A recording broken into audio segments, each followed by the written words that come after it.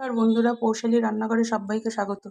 আমার আজকের রেসিপি বাঁধাকপি তরকারি। বাঁধাকপি করব দেখো নিরামিষ। কীভাবে করছি বাঁধাকপিটা দেখো। প্রথমে জিরে, জয়িত্রী, দুটো এলাচ, দুটো লবঙ্গ, একটা দারচিনি, শুকনো লঙ্কা সব ফোড়নে দিলাম। দুটো তেজপাতাও ফোড়নে দিলাম। এবার আলু দেখো ডুমো ডুমো করে কেটে রেখেছি, এগুলো দিয়ে দেবো আমি।